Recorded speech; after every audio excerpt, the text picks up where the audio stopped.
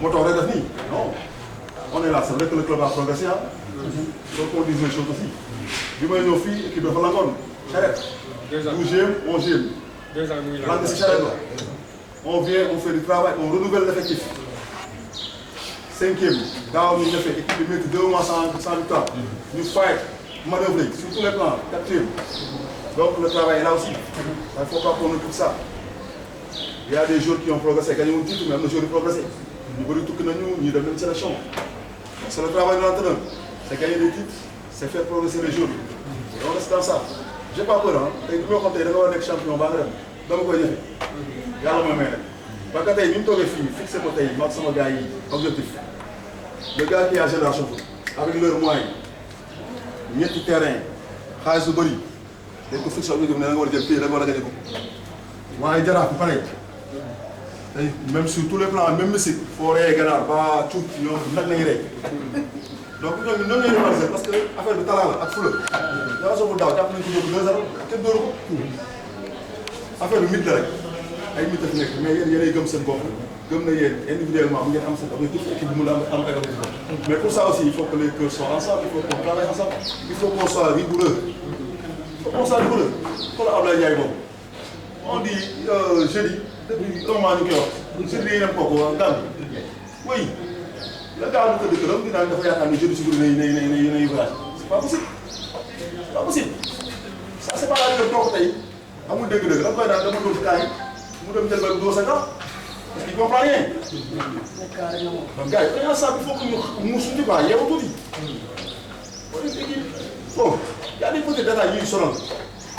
ay heure d'entraînement ak ay xaw ma lan ak ay heure tëdd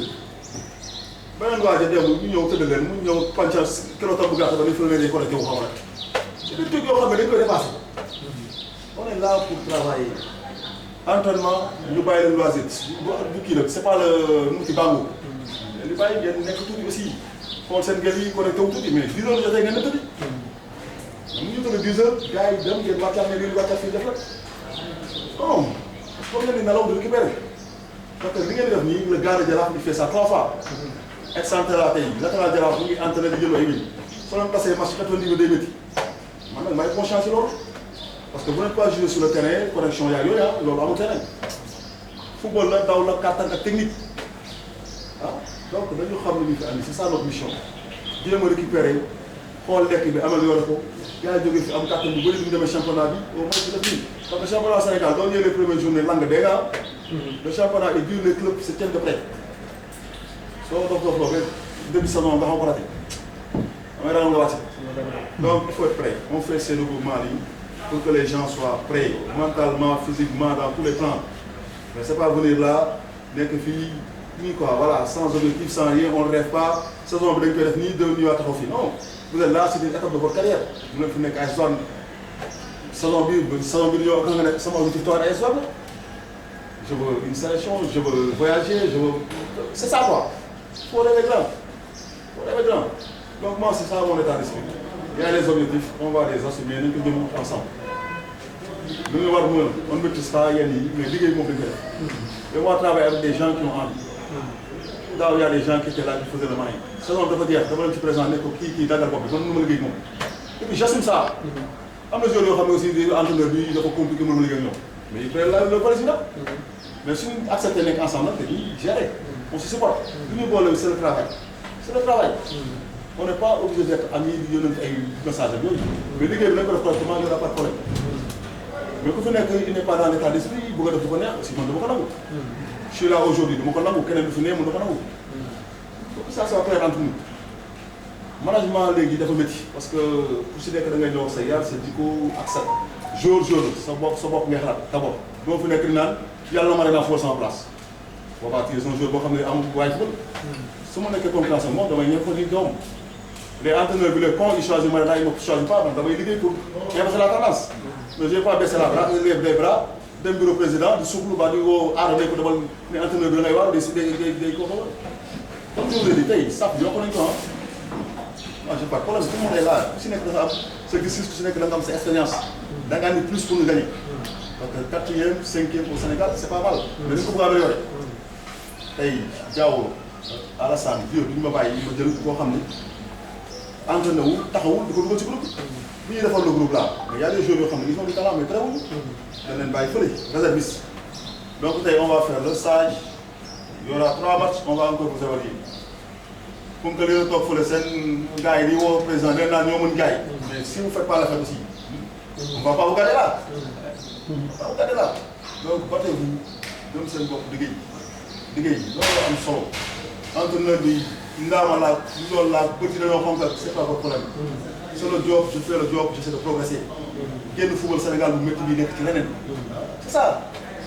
c'est ça le vrai combat mais li si des détails yëpp c'est des petits problèmes moi je ne vis pas de football dama koy def am ci passion du ma demee ba am ci passion damay def leneen le football Sénégal day usé da ngay béjjaaw da ngay màgget dañ lay dóore ñu si dañ lay xonk donc lañ ci nekk nii parce que on prend du plaisir jusqu'à présent mais suñu demee mënatuñ ko dañuy def xool leneen affaire bi yéen la football bi yéen la c'est votre avenir c'est vous c'est votre métier ñun war nañu gën a bëgg entraîneur du ma nee dama tëddi entraîneur du ma nee kay entraîné on a fait des tests physiques mais am na ñoo xam ne vraiment c'est pas la peine bu ko jouer première division test physique ngay lang sama tànk dafa diis mu ma law dama ci naataan donc affaire bi ma ne wax démocratie la fii daal kaay les joueurs qui vont faire l'affaire on va essayer de choisir le meilleur groupe pour le football ñoo xam ne ils sont là mën nañu football waaye bopp yi dëgëruñu mën ñu régler suñu problème aussi on va pas les mettre ça c'est l'entraîneur qui fait c'est l'entraîneur qui assume bon bu ñu la yaakaaroon rek parce que on est 35 nga ne 11 yi ñoo koy peut-être dama juum peut-être juum nga si kii mais c'est ça on assume donc en gros c'est ça le regroupement fermé comme il l'a dit dañ fi nekk comme ambassadeur war a montrer l'exemple war a comporter wu dans les comportements il y a les grands qui sont là ñoo Babacar ñoo Adama Tamba ils ont l'habitude de sortir avec équipe bi xam nañu mentalité équipe bi xam nañu philosophie équipe bi donc ñoom ñooy suñu relais man daal dama jël distance je suis pas dans les détails du ko ma nekk fii ay détails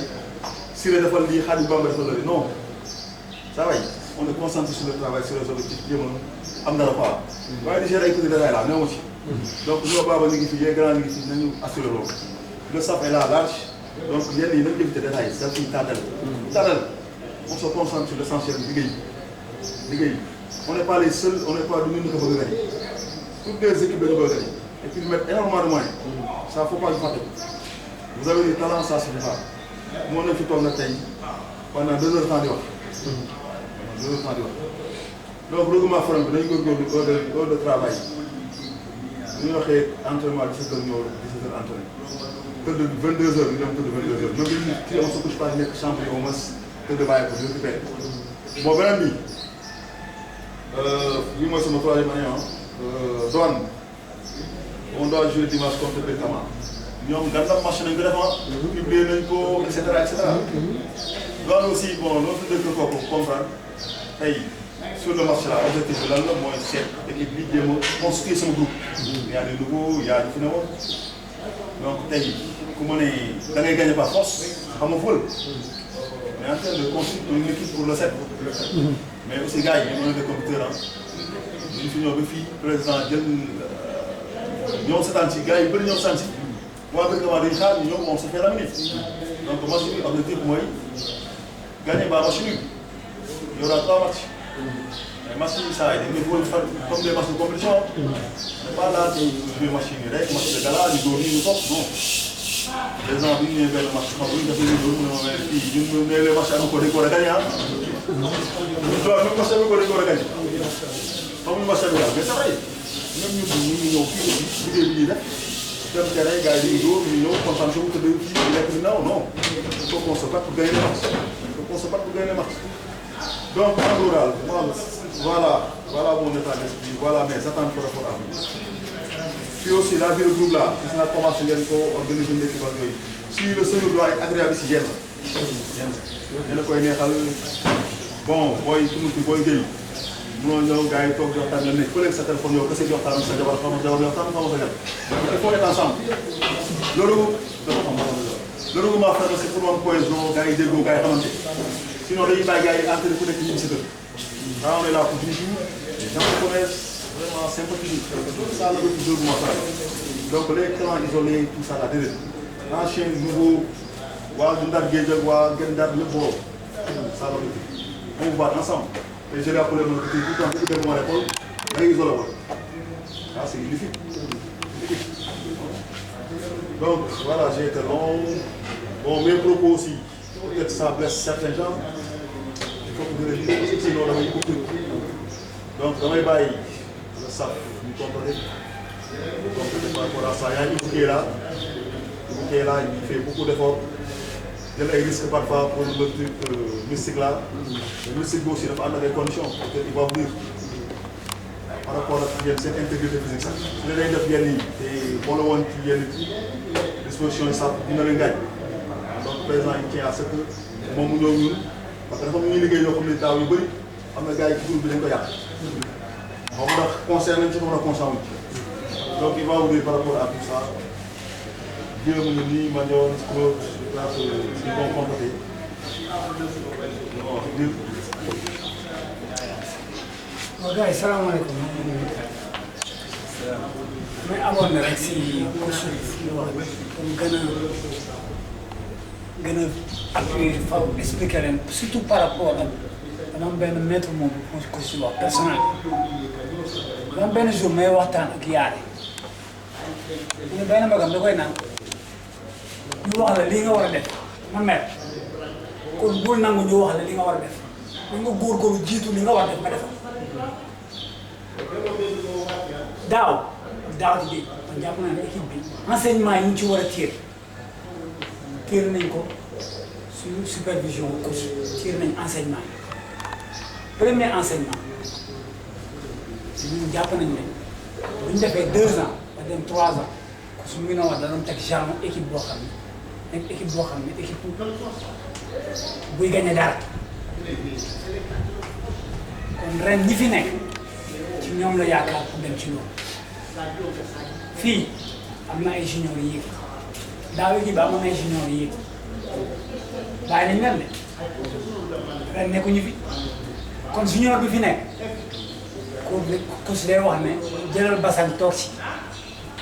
jàng patient nekk ci luñ la wax nangu dégg tarbil am na ñu fi nekk ay anciens amoon na fi ay anciens yi fi nekkoon daaw ñoo xam dañ leen libéré ñu ko xamoon am na ci ñoo xam ne ci seen nekkin ci groupe bi neexul coach lu mu santaane ci su ko si ñoom mu libéré leen nouveau yi fi nekk am na ñu fi nekkoon daaw ci nekkin boo xam ne dañuy jàpp ne te yéen a ngi toog vous êtes plus de 30 fini suñuy joué machine ñaata ñoo fee nekk 11 joueurs ñeneen ñi 7 toog si banc ñëpp duñu bokk si machine mais ñun mënuñu jouer championnat nekk 26 matchs ñuy jouer 3 4 matchs par force équipe bi dama si war a football wala su ma si nekkee damay baisser les bras amoo loolu njëriñ équipe bi boo amee ñu gis ñu téye fi ay anciens andi ay nouveaux dañoo bëgg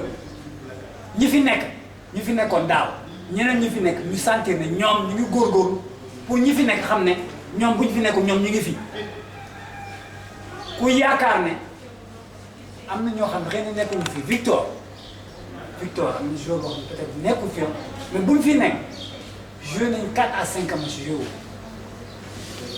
su joué yeneen match yi comportement am si 5 matchs yooyu mu bokkul moo ko bokkuloo si yeneen match yi daan sa entraînement joué 10 minutes wala 15 minutes 10 minutes 15 minutes pendant presque ay 2 mois 10 minutes 15 minutes entraînement. mais la mënoo wane loolu moo ko yóbbu si équipe bi mu dem ci football ku yaakaar na da ngay ñëw ci équipe bi peut-être am na yow loo préparé mun nga ko préparer c'est bien joueur da ngay ambitieux bëgg a dara mais mun nga ñëw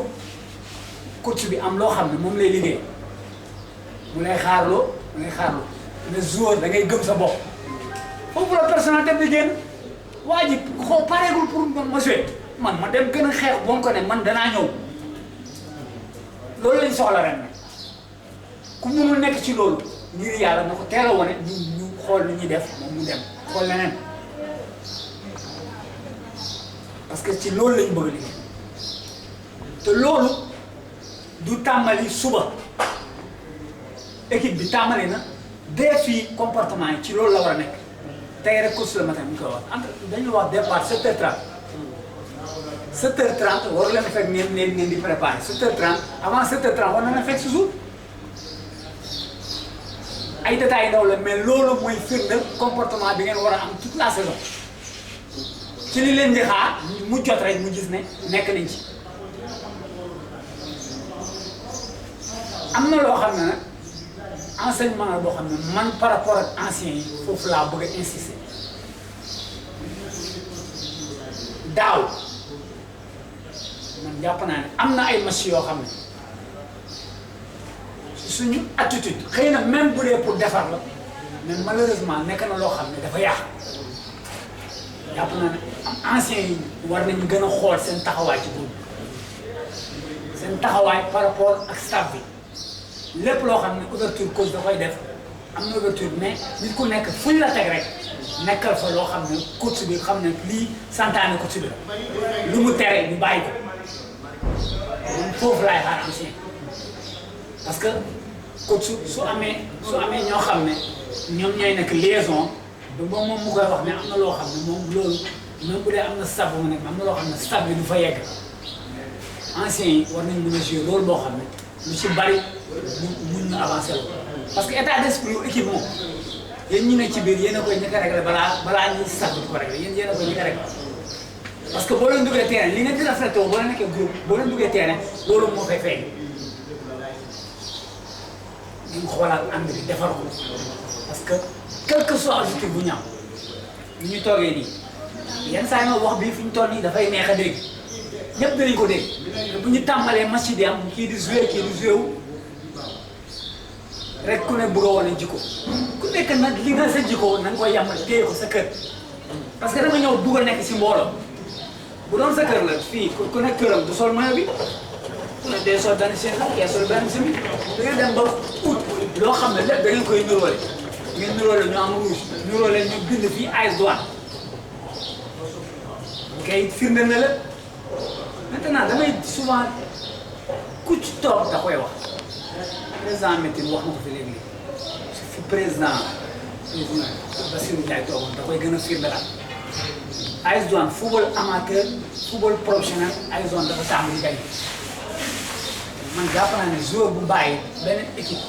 ñoo équipe boo xam ne dama gañ ñoo ñëw fi pour participer ci équipe bi rek ñu naan mos naa jaar doon c'est pour am dara la gañe fi dara ñu ne bu ñuy tudd ku gañe nga ne gañe nga fi dara waaw mais loolu gañe dara tàmbali wu ci compétition bi daw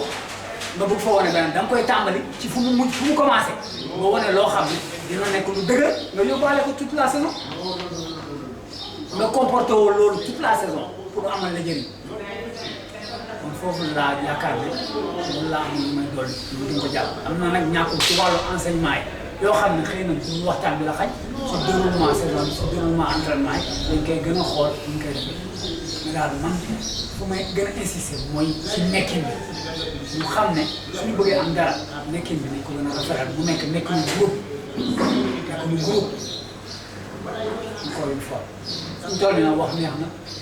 mais dégg-dégg bi mooy ci doxalin bi ni ngeen koy defal gis la foofu la ñuy wax leen remercier. Merci coach. Merci coach. maa ngi nuyu tout le monde groupe Doudou je souhaite la bienvenue après voilà j'ai revenu sur ça coach bi ñu jeexale fa laa tàmm maanaam ci ay dégg-dégg bopp bi des fois day ñagas mais ñagas bi yëpp si dégg-dégg Adama mun na ma wax su ma xebee sama bopp wala yëpp ci sama bopp damay gis Adama ma wax nag si loolu dëgg wala parce que ay xuloo laa si bëgg wala maanaam c'est un préjugé damay xalaat mais préparé xuloo wala affaire yooyu moo tax boo ko bi mu mënta ñëw même bu ñu fekk lu baax sax man lu bon laa koy dégg et état d'esprit ça loolu la ñu bëgg a gome ça c'est une tare la daal maanaam su humain bi nit moom mel noonu mais suñu combat tey peut-être mooy parce que mbooloo la ñi dañuy bëgg andi loolu yëpp ñu xam ko en tout cas même bu ñu génne sax ñu ko wàññi lu bëri maanaam coach wax jëfam wax la joueur bi jëf la kii nag boor bi dafa war a mën a wax parce que boo waxul xëy na fële ay temps day am ay jafe-jafe alpha yooyu mais ñu ñëw suñu sago coach bi sax bañ wax ñu inutile maanaam lépp jàll na yoon lépp jàll yoon ko jëy toog ak tànk jël crème di ko mocc loolu mooy objectif am en fait il veut que tout soit fluide mu am benn njëriñ moom parce que lu mu war a def yëpp yoo xam ne que bañ koy def mu ci yoon bu jógee wax nag parce que war a wax mu situation wax mais di waxoon waxatu maanaam bëgg a wax rek parce que bëgg ñuy gars yi gis ñu am ñoo xam ne dañu koy jëwee ah kii boobu sànq fermeel na ko ba leen xoolee bu baax sax Cheikh Douane vous les voyez rarement dans les médias maanaam journaux yi gars yi di wax foofu souvent pourtant vous entendez les autres entraîneurs am na kuy def ay kii on n'est pas dans ça c'est-à-dire que on est humble très humble dans nos vécus de tous les jours peut-être des formations professionnelles la loolu la ñu xamee loolu la ñu jàngal mais bu ko ay wax rek mën nañoo ko foofu leer donc si attendez-vous sur le terrain les gars qu'on vous parle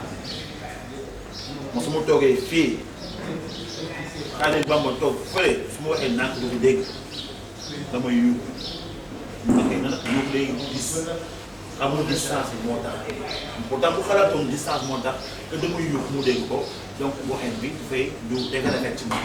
donc ne vous dites pas que Khadim ko yuuxu wala diw naka lañ koy waxee genre yi ñun ay nit la ñu on a été joueur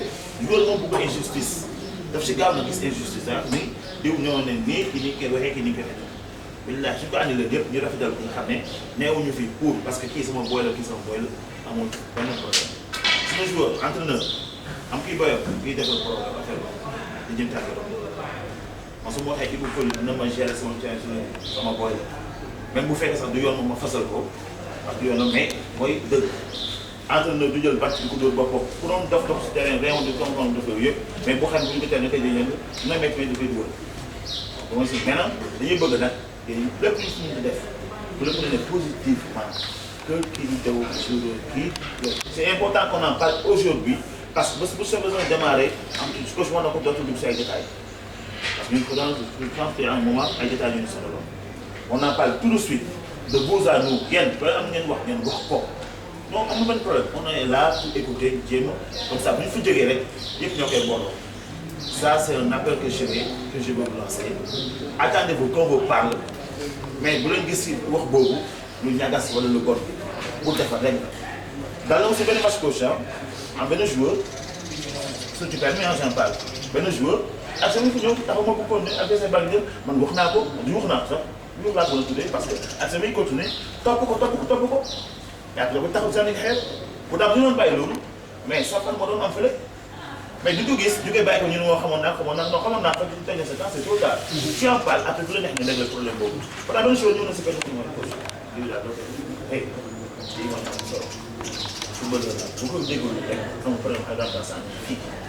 parce que du fi toog bu loolu xew foofu ñuy toog foofu ñëwee ak suñu temps quand même ba mooy situation maanaam dañ koy nangu rek parce que bu ko defee mu def dañ koy tàggu tu as fait am na chose dina wax ne booy def nii sa loxo c'est-à-dire on est content de ce que tu as fait parce que tu t'es dédoublé ci action mais loolu faut qu'on s'attende pour loolu beneen bi mooy affaire entraînement yi coach wax na ko de fii tremplin rek la war a doon si yoon l'objectif c'est d'avoir votre véhicule di wane suñu fa jógee ren ak suñu fot ak sama coupe sama yëpp damay dem sama yoon su ma la joxee un dafa deux man un mu lay jox nii c'est par rapport au match que nous allons faire du lundi au dimanche il y a des formes d'entraînement qu'on va faire c'est lié au match c'est lié à l'objectif c'est lié à l'adversaire il y a des dominantes de semaine dans la semaine d'entraînement peut-être on vous le dit pas mais il y a des semaines où il y a de la force ay musculation console entraînement dañuy musculation ñu ay voies ñu ko def foofu dañuy dañuy dox match moo tax moo ko laajee am na soo vitesse yi liggéey parce que match boobu moo koy laaj am yoo xam ne dañuy daw longue durée match moo koy laaj am na match yoo xam ne semaine yoo xam ne dañuy bàyyi entraînement yëpp pour le laisser parce que c'est la semaine d'entraînement qui est comme ça ay sur microcycle macrocycle yëpp ñu foofu mais suñu joxee un boobu nga yokk ci un de grâce waxuñu ko parce que mooy dama war a jouer dimanche si ma figure d'entraînement